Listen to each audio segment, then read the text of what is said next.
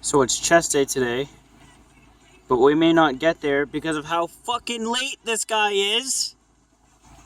The only guy late enough to not make it in time to a 24-hour gym before it closes. Get in the car! Come on! What's up, YouTube? It's chest day!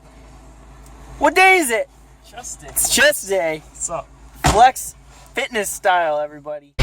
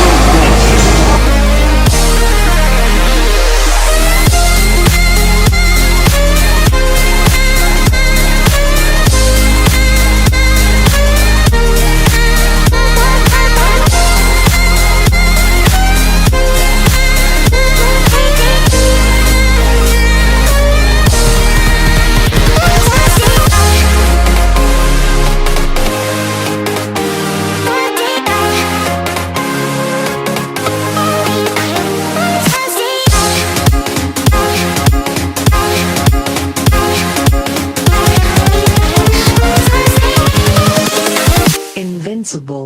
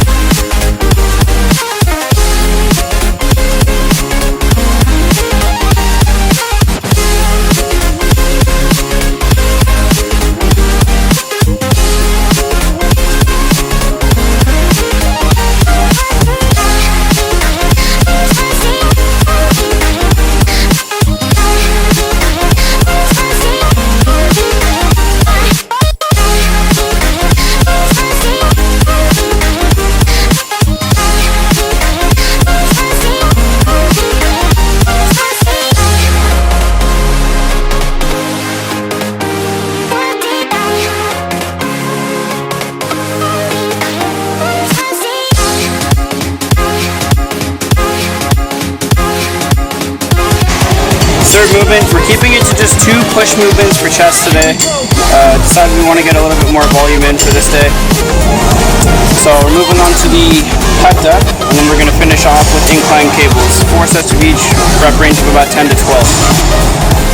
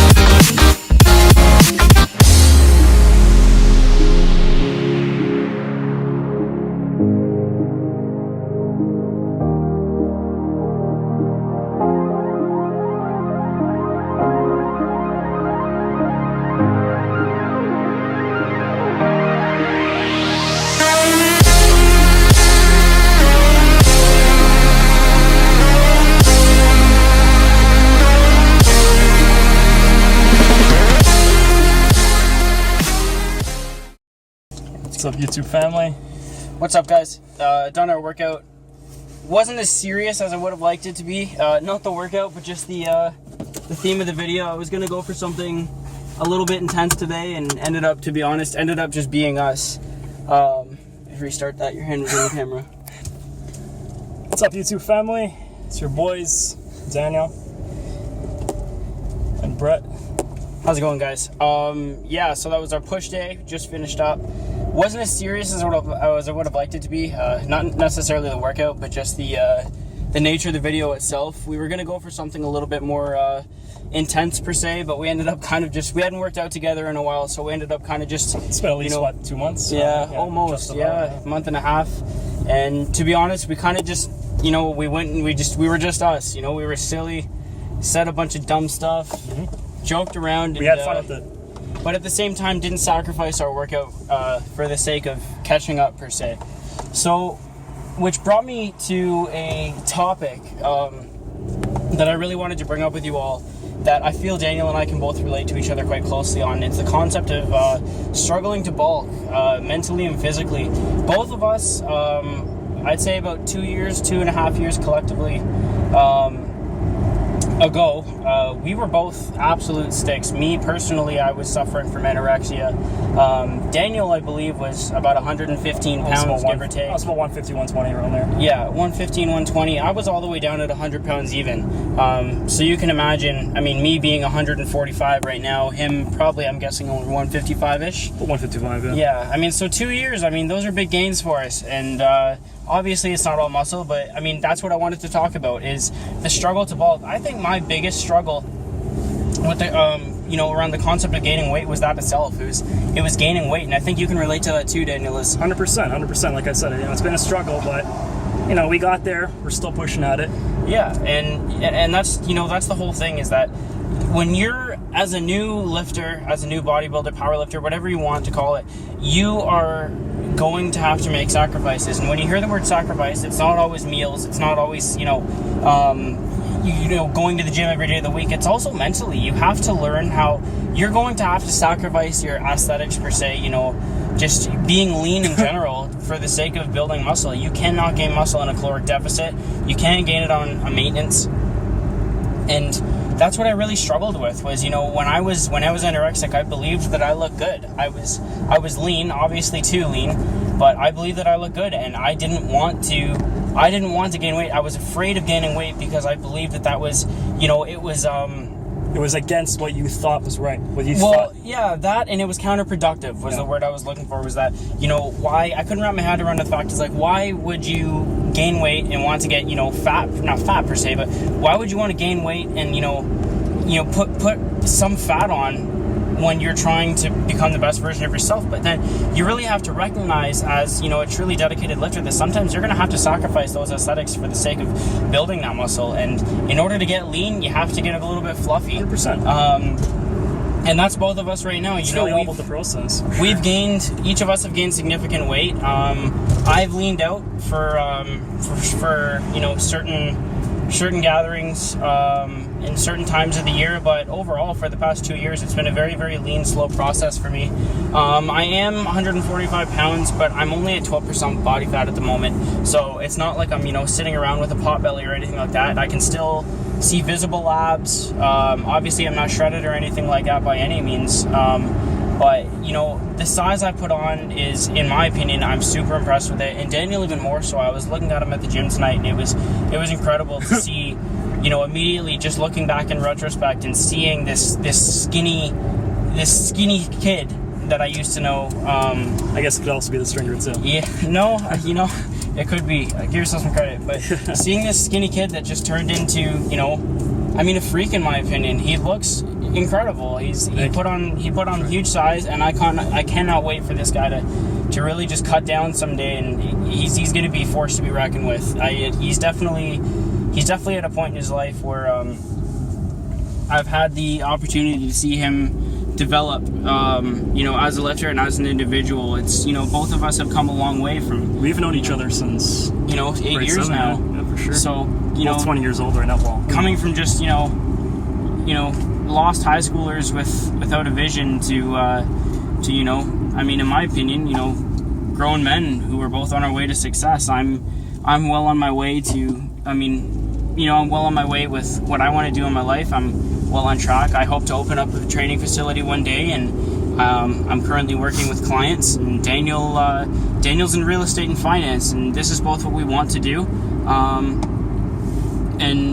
It just, with these responsibilities growing up, it also, you automatically tend to develop a mindset with it, in the sense that you become mature, you recognize responsibility, and you do whatever is possible. You do whatever is in your power to work for what you envision. And I'm tying this all back into the weight. I'm getting a little bit off track, but it's all about just locking into your vision. Have a vision.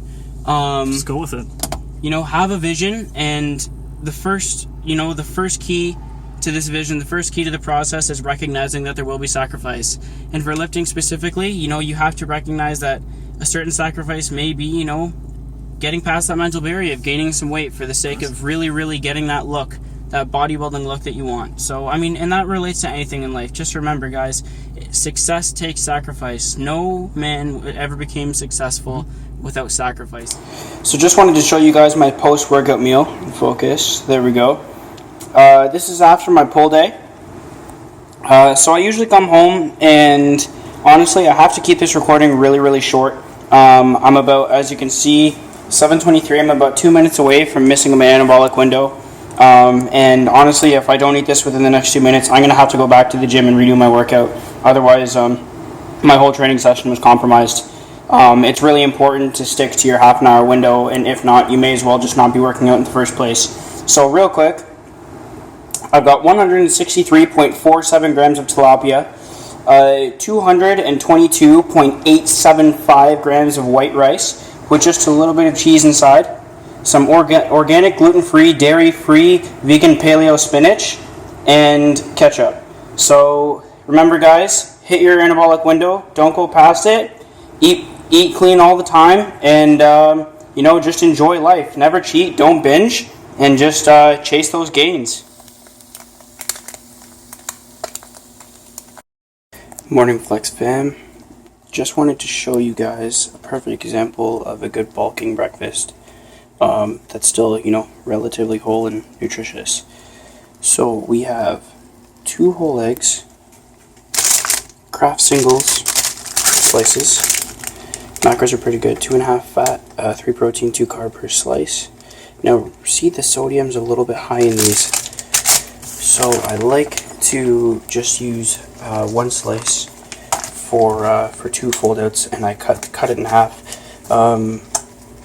just to cut down the sodium a bit. These are flat-outs. I highly recommend these to anyone who likes to, still eat bread and stuff during dieting or even bulking. These are phenomenal. The brand's called Flat Out.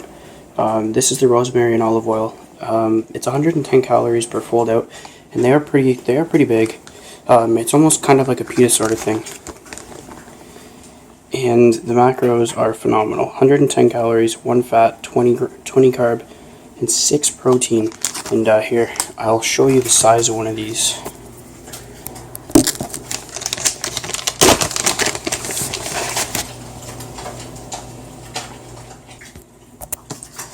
So yeah, this is one right here. And what I do is I put a fried egg, cheese slice on top, and I just fold it over as such. I'll do 2 of these. I have another bag in the fridge, and it's good. It's tasty. It's almost like somewhat of a lower fat, healthier breakfast sandwich. These are pretty much a staple every day in my diet. Really enjoy these when I have the time, of course. I wake up early in the morning for work, so I can't always do these, but on the weekends, this is definitely my breakfast of choice. Ready? And so I didn't actually have that other bag of foldouts like I said I originally did. So we'll have to make do. Just did one, got the other fried egg on the plate. So I upped up the carbs with 3 servings of ketchup instead of 2. So ooey gooey goodness inside. So I'm going to enjoy this. Just wanted to show you guys a staple breakfast. Hope this helped. Try it out and tell me what you think.